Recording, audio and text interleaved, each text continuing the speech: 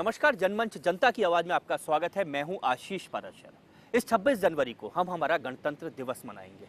65 साल एक संविधान को अंगीकृत किए हुए और ये देश आगे बढ़ रहा है दिन ब दिन, कदम गत कदम।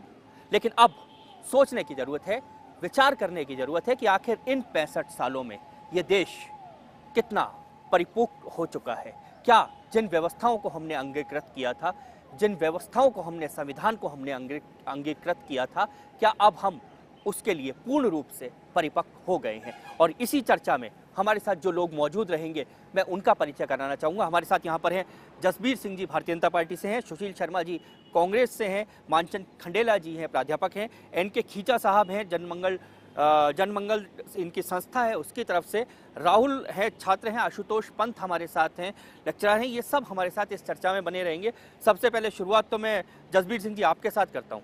65 वर्ष एक संविधान को हमने अंगीकृत किया था, एक संविधान को हमने ओढ़ा था, लोक कल्याणकारी राज्य। क्या 65 सालों में उस सपने को हम आज पूरा होता हुआ देख रहे हैं? मेरे को आशीष जी 14 अगस्त 1947 का एक प्रसंग याद आता है। पूज्य गांधी नोआखली की सड़कों के ऊपर शांति के लिए चल रहे थे। पंडित नेहरू ने उनको संपर्क किया और पूछा कि रात को मैंने राष्ट्र के नाम संबोधन देना है, तो आपका कोई संदेश है इस मौके पर इस देश की जनता के लिए?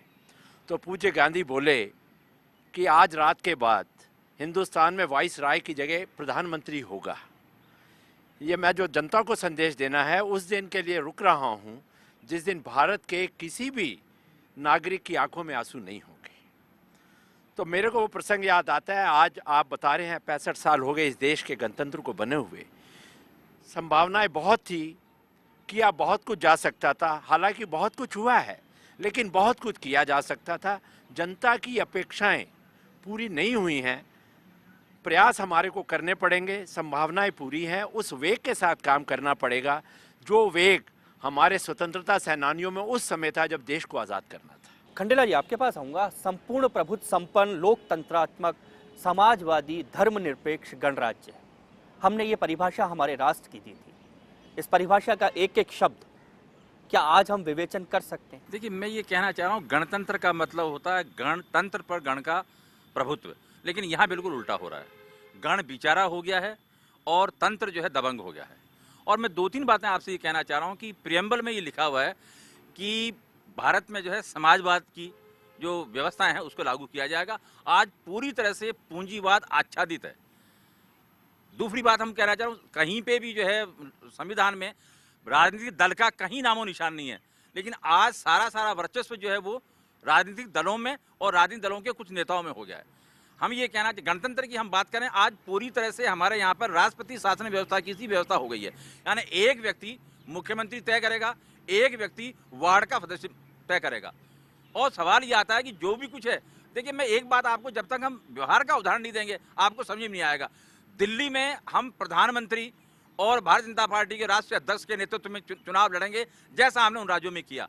और एकदम से जब आपको पता लगा कि अब हमारा जो है प्रभुत्व जनता पर जो है नहीं है, तो आपने क्या किया, किसी डमी कैंडिडेट को लेकर आ गए और वहां पर आपने उसको छोड़ दिया। और वहां पर पार्टी के सारे जो बड़े नेता थे उन्होंने उसका विरोध किया, लेकिन एक आदमी ने और एक व्यक्ति के आदमी ने उसका विरोध किया और सारा निर्णय हो गया। पर ये क्या खंडेला जी, ऐसा नहीं लगता कि गण के लिए, गण के द्वारा, गण में से चुना गया व्यक्ति, इस मूल भावना को शायद हम खत्म कर चुके हैं? बिल्कुल खत्म हो गया, समाप्त हो गई। और हम सिर्फ एक उदाहरण नहीं थे भारतीय जनता पार्टी का, ऐसे और भी सैकड़ों, सभी जगह मैं कह रहा हूँ। अगर कांग्रेस की बात करें या जो ना सपा की बात करें, बसपा की बात करें, केवल एक आदमी तंत्र, कोई संगठन नहीं। देखिए, मैं तो यहाँ पे ये कहना, कई बार मैं कह चुका हूँ इस मौके पर कि आप जो है राजनीतिक दलों में चुनाव करवाने के लिए कोई जो है ना चुनाव आयोग जैसा आयोग बनाइए और वो स्वतंत्र रूप से इनका चुनाव करे। एक व्यक्ति कभी भी आ जाएगा, एक व्यक्ति कभी भी चला जाएगा। तो ये जो गणतंत्र जो है ना, उस प्रकार के गणतंत्र की बात हम नहीं कर सकते। चलिए सुशील जी आपके पास आता हूँ। जनता के लिए, जनता के द्वारा शासन हमारा मूल था। ये क्या आपको लगता है कि आज जनता के लिए और जनता के द्वारा शासन? देखिए, निश्चित रूप से मैं आपको गणतंत्र दिवस की इस मौके पे तो एक बधाई दूंगा कि पिछले 65 साल में जब से हमारा संविधान बना है, 26 जनवरी 1950 को हमारा संविधान बना और गणतंत्र दिवस के रूप में जब से हम प्रतिवर्ष इसको मना रहे हैं 26 जनवरी को, तो मैं आपको बता दूं कि आप सबसे बड़ी हमारी जो ताकत है, सबसे बड़ी जो देश को इससे व्यवस्था से मिला है कि एक हमारी एक गीता के रूप में संविधान को हमने माना है और समतामूलक समाज की स्थापना में पिछले 1947 से लेकर अब तक, चाहे देश में किसी पार्टी की सरकार रही हो, एक रचनात्मक पक्ष तो ये है कि जनता के द्वारा चुने हुए लोग जनता का शासन कर रहे हैं और बहुत जहाँ तक कोशिश है देश की लोकतांत्रिक व्यवस्था इससे मजबूत हुई है। और हम कोई भी पार्टी का शासन रहे, दूसरे जो पड़ोसी देश हैं या दूसरी जो विश्व में जो देश हैं जहाँ सत्ता बदलने के बाद में भी सत्ता नहीं सौंपी जाती है, हमारा डेमोक्रेटिक सिस्टम मजबूत हुआ है, लोकतांत्रिक व्यवस्था से आम आदमी जुड़ा है, चाहे वो पंचायती राज के चुनाव हों, चाहे हमारे दूसरे सेक्टर के चुनाव हों, चाहे लोकसभा विधानसभा के चुनाव हों। और हमने एक तरक्की की है, एक विकास के रास्ते पे हम बढ़े हैं। 65 साल में हमने काफ़ी तरक्की की है और न्यायिक क्षेत्र के अंदर काफ़ी सुधार हुए हैं, चाहे हमारे डेवलपमेंट के मामले हों, जहाँ हम अनाज दूसरे देशों से मंगा करके पेट भरते थे, आज हम उसमें आत्मनिर्भर हुए हैं।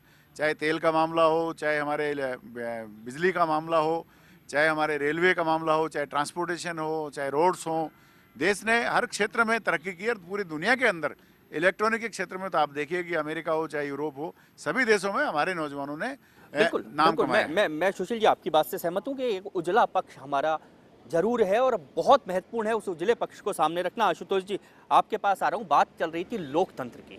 उन्होंने कहा कि 35 साल में ये डेमोक्रेसी बहुत मजबूत हुई है। मुझे भी लगता है, मुझे भी कहीं ना कहीं लगता है कि हम अब 65 साल बाद हमारे देश का नागरिक अच्छा लगता है तो चुनता है, बुरा लगता है तो हटाता है, एक आम आदमी को भी ज़मीन से उठा के मुख्यमंत्री तक पहुंचा देता है।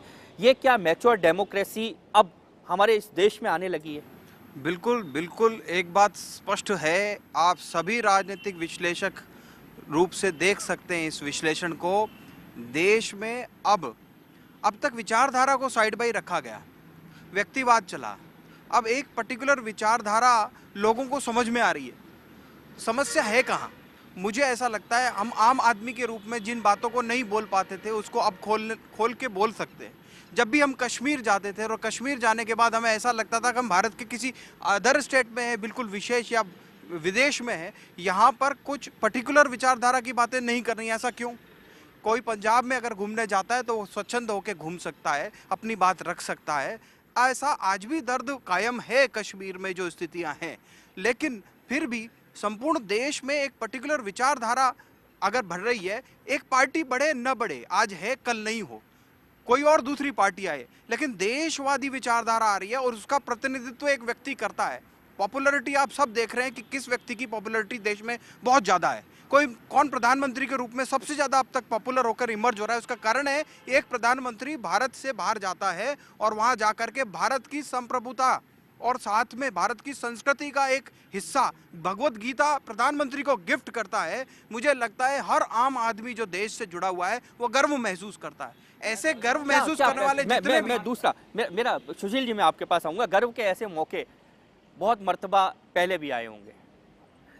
मैं उन सब मौक़ों को, आशुतोष जी ने एक मौका गिनाया है, मैं राजनीतिक पचड़ों को थोड़ा सा साइड में रख रहा हूँ। आज देखिए, जो इन्होंने एक तरीके से जो सवाल खड़ा किया है, ये बड़ा चिंताजनक विषय है। देश की आज़ादी में जिस पार्टी की जिस विचारधारा का योगदान रहा, अंग्रेज़ों से जिस पार्टी देशभक्ति की भावनाओं से लोग शहीद हुए, अपना बलिदान दिया, जेलों में गए, वो और 65 साल तक मैं अधिकतर उनका राज भी रहा है, उस विचारधारा को देश ने माना है। ये पता नहीं कौन सी विचारधारा की बात कर रहे हैं। ये देश, ये जो भावना जो आप 65 सालों में, उसमें भी आज गणतंत्र 65 सालों के इतिहास इस विषय पे भी राजनीति कर रहे हैं। नहीं, 65 सालों के इतिहास और बलिदान की बात करें तो सीधे तौर पर विशेष महत्वपूर्ण नहीं है, व्यक्ति विशेष महत्वपूर्ण नहीं है, पार्टी महत्वपूर्ण नहीं है, देश महत्वपूर्ण है। देश के बारे में, जो देश के लिए आज़ादी जो लड़ी, देश के लिए जो लंबा आंदोलन गांधी जी के नेतृत्व में हुआ, दूसरे नेताओं के नेतृत्व में हुआ, उसके बाद में विकास के रास्ते पे देश को, जहाँ अनाज तक जो खाने को देश को नहीं था, आत्मनिर्भर हरित क्रांति, दूध क्रांति, आपके हर क्षेत्र के अंदर जहाँ हम 21वीं सदी को भारत में ले जाने का काम कांग्रेस ने किया, कांग्रेस की विचारधारा ने किया।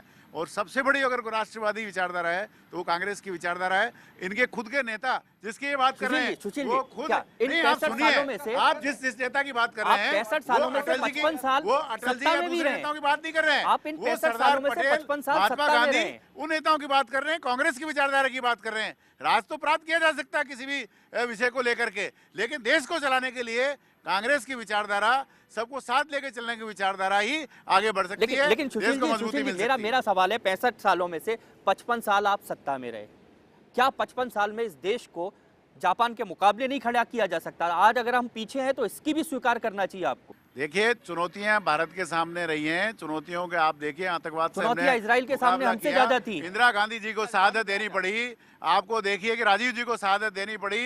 पूरे देश के जो हालात रहे हैं आजादी से लेकर अब तक, आप देखिए इस गणतंत्र को यहाँ तक लाने के लिए कांग्रेस को और उनके नेताओं को शहादत देनी पड़ी है। एकजुट रखने के लिए, मजबूती के लिए लाल बहादुर शास्त्री जी ने के समय आप देखो युद्ध पाकिस्तान से हुआ, मतलब पूरी आप शहादत देखिए कि कांग्रेस के नाम है। पूरी बांग्लादेश शहादत- का पाकिस्तान को बांग्लादेश से अलग किया गया। की लिस्ट कांग्रेस के नाम है।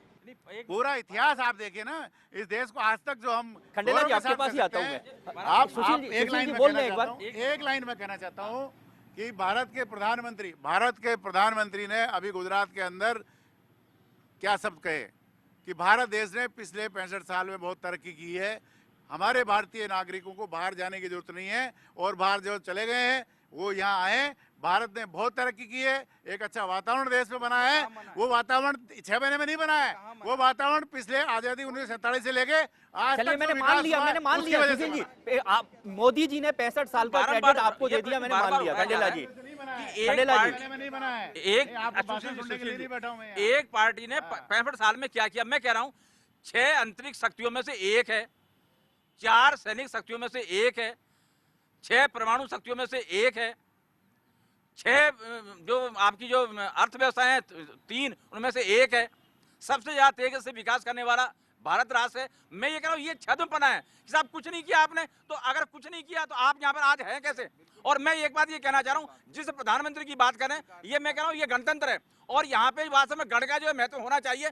मोदी जी जिस प्रकार की बात कर रहे हैं, वो वहां पे 4 बच्चों की, 10 बच्चों की, नहीं, मोदी जी कश्मीर की- मुझे नहीं लगता ऐसी बात कर रहे हैं। देखिए सर, नहीं मोदी जी ने कहलवाया है, मोदी जी ने वो बड़े छद्म आदमी है, बड़े छद्म आदमी है, वो कहलवाते हैं, करते कुछ नहीं। कश्मीर में यानी जम्मू में सारी सीटें आई, कश्मीर एक नहीं आई। आप क्या बात कर रहे हैं? दिल्ली में आप भाग छूट रहे हैं, क्या बात कर रहे हैं आप मीडिया के माध्यम से प्रधानमंत्री बन रहे हैं, आप कैसी बात कर रहे हैं? जो कुछ आप लेकिन खंडेला जी आप ये नहीं कह सकते मीडिया के माध्यम से। मैं जसवीर सिंह जी के पास आऊंगा। देखिए जो जीत कर आया है उसका सम्मान तो आपको करना पड़ेगा, 100% आपको सम्मान करना पड़ेगा। ये हमारी लोकतांत्रिक मजबूरी है, लेकिन उनको जो कुछ जिस कारण से जीत कर आए वो भी तो करना चाहिए ना। क्या जसवीर सिंह जी, हाँ, आपके मैं पास बता आता रहा हूं, हूँ, मैं आपको एक बार आऊंगा आपके पास। जसवीर सिंह जी ये कह रहे हैं लोकतांत्रिक मजबूरी है। मजबूरी कैसे? अगर जनता ने आपको जिताया है तो इनके लिए मजबूरी क्यों? कह रहे हैं देश की जनता ने जो विकास किया उसका आप क्रेडिट कांग्रेस के लिए ना लें। पूज्य गांधी ने स्वतंत्रता जब मिली थी तभी कहा था कि इस कांग्रेस पार्टी को भंग कर दिया जाना चाहिए। और जहाँ तक ये उपलब्धियों की बात कर रहे हैं, देश के सामने जो ज्वलंत समस्याएं हैं, भ्रष्टाचार को किसी ने अगर शिष्टाचार बनाया तो एक पार्टी ने बनाया जो कि सत्ता में रही 55 साल तक। और जो हमारे यहाँ हम आज भी जो कश्मीर की त्रासदी को झेल रहे हैं, किसी ने ठीक ही कहा था कि हमने वो समय देखा है, वक्त की घड़ियों में लम्हों ने खता की थी, सदियों ने सजा पाई है। हम जो सजा पा रहे हैं, कश्मीर की समस्या हो चाहे चीन के सामने जो हमारा जो हार हुई करारी, उसके लिए कौन जिम्मेदार था? और ये जनता, आप कह रहे हैं आज अंतरिक्ष के अंदर उपलब्धियां, देश के अंदर हालत ये थी 1998 तक आपके कई प्रदेशों में जहां पर कांग्रेस की सरकार रही, वहां पर नहीं, मैं किसी पार्टी की, एक पार्टी की सरकार रही, वो सुशील जी जवाब देंगे, खंडेला जी वो। ना पक्की सड़कें थी, ना बिजली की उपलब्धता थी, ना पानी की उपलब्धता थी। और भ्रष्टाचार को आप शिष्टाचार भ्रष्टाचार को आपने शिष्टाचार बनाकर इस देश के नाम को रसातल के अंदर लेकर जाने का काम किया आपने। मुझे लगता है जसवीर सिंह जी इसलिए आप लोकतंत्र हमारे यहाँ है, और लोकतांत्रिक संस्थाओं का कितना बड़ा हनन 1975 के अंदर आपातकाल इस देश में लाकर सिर्फ अपने आप को सत्ता में बरकरार रखने के लिए जो कार्य किए गए। आप क्या समझते हो कि भारतीय लोकतंत्र के लिए कोई शोभा की बात थी कि व्यक्तिगत सत्ता के लिए आपने लोकतांत्रिक संस्थाओं को, चाहे न्यायपालिका रही, चाहे मीडिया रहा, चाहे और अन्य संस्थाएं रही, चाहे विधायिका रही, उनको किस तरीके से उनका गला घोटकर आपने इस देश के अंदर एक ऐसा काला शासन लाए जिस पर आपको शर्मिंदगी होनी रोकता हुआ एक चाहिए। बार खींचा साहब के पास आऊंगा मैं। खींचा साहब आपके पास आऊंगा, आपसे सवाल पूछूंगा, लेकिन फिलहाल एक ब्रेक लूंगा और ब्रेक के बाद लौटूंगा। और लौटने के बाद मेरा मूल सवाल होगा कि इन सब सवालों का आखिर क्या यही उत्तर है? अभी लेते हैं एक ब्रेक।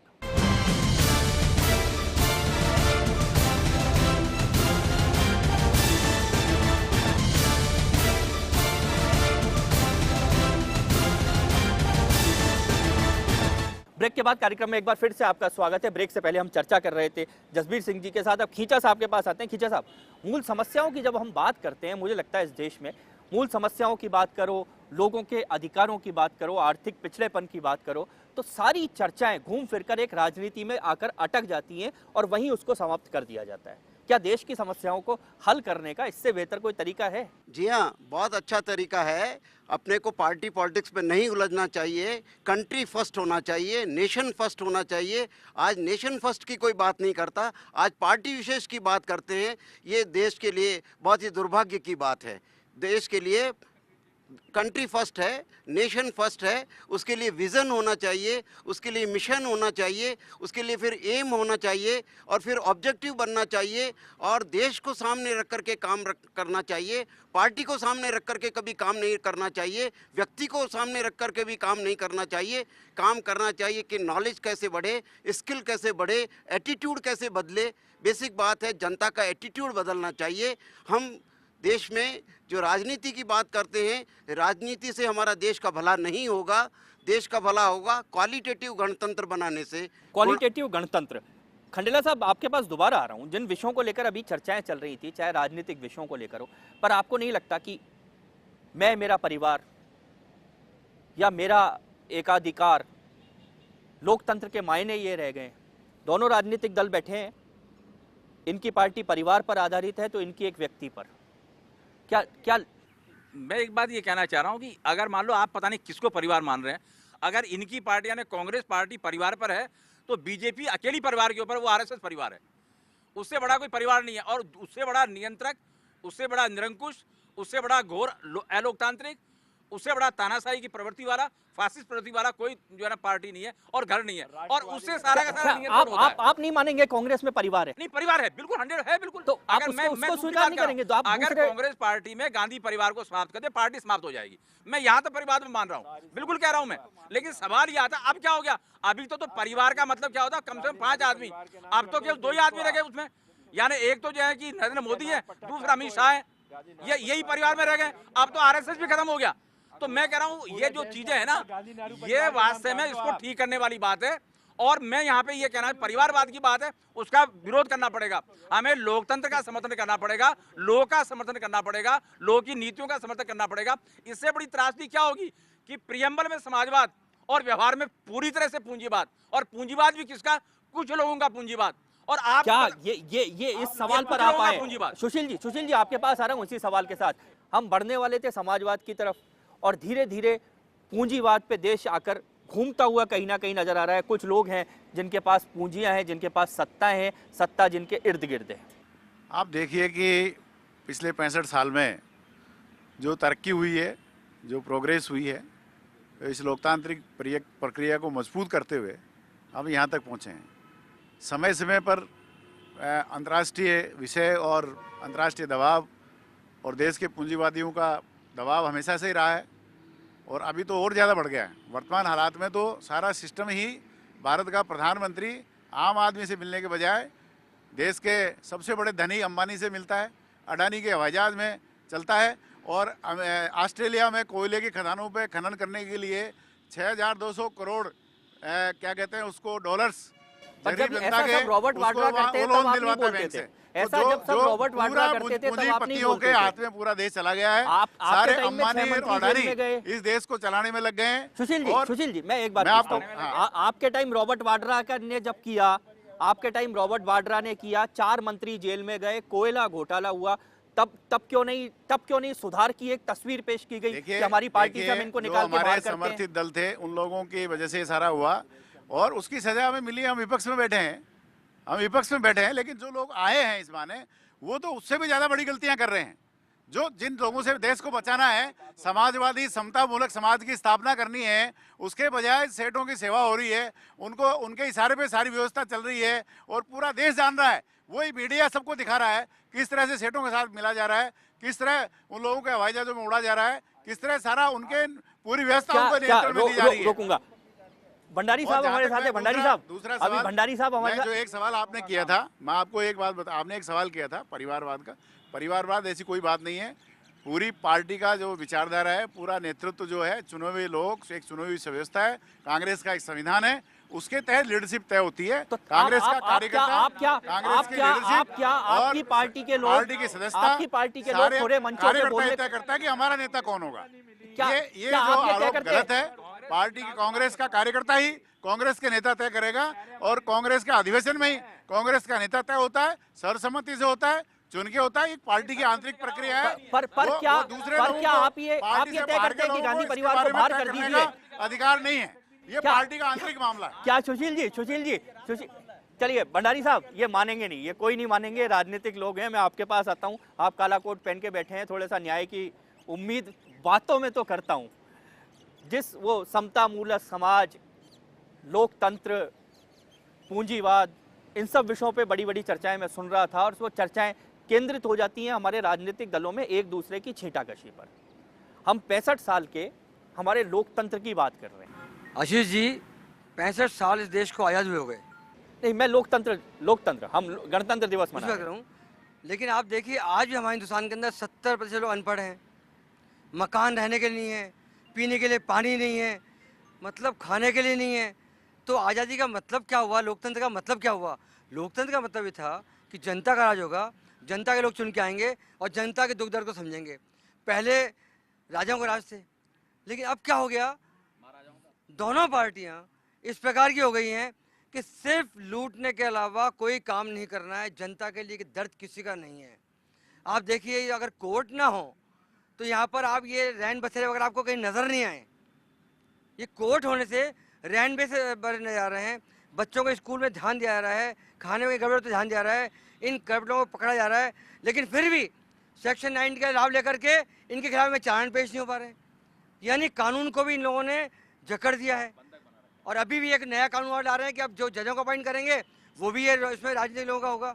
यानी अब चूंकि वहाँ से एक डर था, एक न्यायपालिका लोगों को, आज भी पूरे देश के अंदर हर व्यक्ति को हमारी न्यायपालिका पर फिर भी विश्वास है कि वहाँ, और ये आज जो घोटाले खुले हैं ये इन दोनों पार्टियाँ खोले क्या?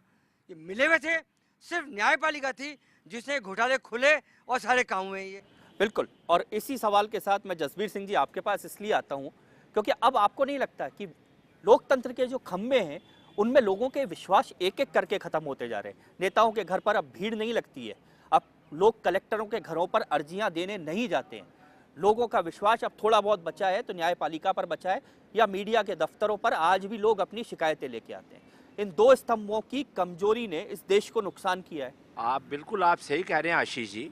राजनीति की बात एक अपनी जगह पर है, लेकिन हमारे जनमानस के अंदर लोकतांत्रिक जो हमारी संस्थाएं थी, विधायिका और कार्यपालिका, उसके प्रति, राजनीतिक नेतृत्व के प्रति विश्वास के अंदर बहुत भारी कमी आई है। और मैं भंडारी जी की बात से सहमत हूँ कि हमारे देश की जो न्यायपालिका है वो एक ऐसे प्रकाश स्तंभ के रूप में, और उसके साथ साथ मीडिया, और विशेष तौर पर मैं समझता हूँ कि इलेक्ट्रॉनिक मीडिया के आने के बाद राजनीतिक नेतृत्व पर, सरकारों पर एक जो लगाम कसी गई है उसकी हम प्रशंसा करते हैं और वो सराहनीय कदम है। और अभी जैसे सुशील जी कह रहे थे और मानचंद जी की जो पीड़ा थी, जो हमारे जनमानस की, मैं अभी जो पूंजीवाद की बात कर रहे थे और समाजवाद की, पूज्य विनोबा भावे ने बरसों पहले कहा था ये, और भारत के आम जनमानस के बारे में उन्होंने कहा था कि हमारी जो सोच है वो सामंतवादी है और हमारी इच्छाएं पूंजीवादी हैं और हमारे सिर्फ उद्घोष समाजवादी है। मैं कोई यहाँ पर राजनीतिक पार्टी की बात नहीं कर रहा हूँ, लेकिन इस सालों में 55 सालों के अंदर हमने अपनी विश्वसनीयता हमारी संस्थाओं की खोने के लिए जिम्मेदार कौन है? जो मॉरल्स आते हैं आशीष जी, वो टॉप से बॉटम की तरफ आते हैं, ऊपर से नीचे की तरफ आते हैं।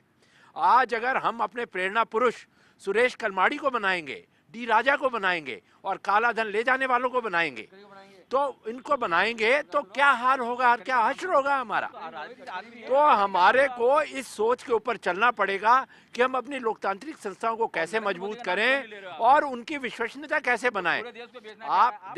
आप देखिए, आप एक परिवार के प्रति खंडेला साहब इतना ज्यादा आगे मत बढ़ाइए। दीजिए, 6 महीना आप हुआ है। एक परिवार के प्रति अपनी भक्ति को इतना ज्यादा आगे मत बढ़ाइए।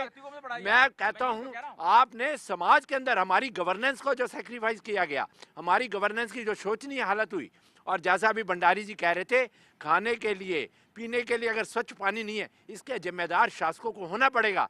शासक किसी भी पार्टी के रहे, शासक डिसिप्लिन्ड तो हो जाए, तो अनुशासन। आप बिल्कुल आप सही फरमा रहे हैं। तो हमारे सामने गणतंत्र के सामने आखिर बड़ी वो भारी डिसिप्लिन, चुनौतियां हैं। अनुशासन की जिम्मेदारी किसकी है?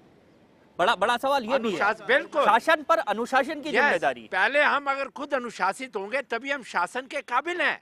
मैं आपकी बात से आशीष जी बिल्कुल सहमत हूँ, लेकिन हमारे को अब हमारे जो अभी आपने आशीष जी ठीक कहा, ये कह रहे हैं कि हमने तरक्की की मानचंद जी, लेकिन जर्मनी के सामने, चीन की तुलना में, जापान की तुलना में और दुनिया के छोटे छोटे देश जो हैं, उन्होंने इन चुनौतियों का सामना किया। मेरा सिर्फ इतना सा निवेदन है, मैं राजनीति की बात नहीं कर रहा हूँ, लेकिन शासक वर्ग जो भी रहा और जो भी आज भी है, जो क्या शासक पर खंडेला जी शासक ही बोलने दीजिए, क्योंकि सेवक कोई नजर नहीं आया हमें, कोई नजर नहीं आया। मैं भारत का आम नागरिक हूँ, मैं भारत का आम नागरिक हूँ, मुझे शासक ही नजर आए, सेवक नहीं नजर आए। 10 सालों में जनता के विश्वास के साथ जैसी चोट हुई, आज विश्वास का माहौल दोबारा बन रहा है, और ये मैं उम्मीद करता हूं जनता के विश्वास को, यही मेरा सवाल है। जनता आशुतोष का जी आपके पास विश्वास जो आऊंगा, है- एक जसवीर जी आपको एक बार रोकता हुआ आशुतोष जी के पास आऊंगा। आशुतोष जी, मैं जनता के विश्वास की बात करता हूं, मैं जनता के विश्वास की बात करता हूं, और दूसरी बात करता हूं कि उदाहरण हमको सेट करने होंगे, हम नहीं कर पाएंगे। बहुत सही बात वही। मैं जब चाइना में था तो वहाँ पर एक डिबेट हुई थी। उन दिनों एक शिक्षक रेड लाइट एरिया में पकड़ा गया था और उसको बहुत लंबी सजा दी गई थी, सजा उम्र कैद के बराबर सजा दी गई थी। इतनी बड़ी सजा केवल रेड लाइट में पकड़े जाने पर मिलना बड़ा आश्चर्य था, डिबेटेबल पॉइंट था। लेकिन उसका कारण सबसे बड़ा ये था कि ये शिक्षक है, अगर शिक्षक रेड लाइट एरिया में पकड़ा जाता है तो फिर उससे समाज को क्या मोराल मिलेगा। इसलिए हमें मोराल सेट करने वाले शासक तो चाहिए, शासक की बजाय सेवक चाहिए, और राजनेता भी ऐसे चाहिए। ऐसे नेता आ रहे हैं कि नहीं आ रहे, या आप ज़्यादा बेहतर तरीके से जानते हैं, जिनका बैकग्राउंड क्या है, अब तक का बैकग्राउंड क्या है, स्वयं का लिविंग स्टाइल क्या है, क्या मैसेज दे रहे हैं वो समाज को। इसलिए नेतृत्व का मोराल हाई होना बहुत ज़रूरी है, वही मैसेज जाता है। चलिए, आपको रोकता हुआ मैं यहाँ पर एक ब्रेक लूंगा, और ब्रेक के बाद लौटूंगा। लौटने के बाद काफ़ी सारी चर्चा और हमारे पास है, हम सीधे खंडेला जी के पास आएंगे, क्योंकि खंडेला जी को मैं इस चर्चा में जोड़ूंगा दोबारा। फिलहाल लेते हैं एक ब्रेक।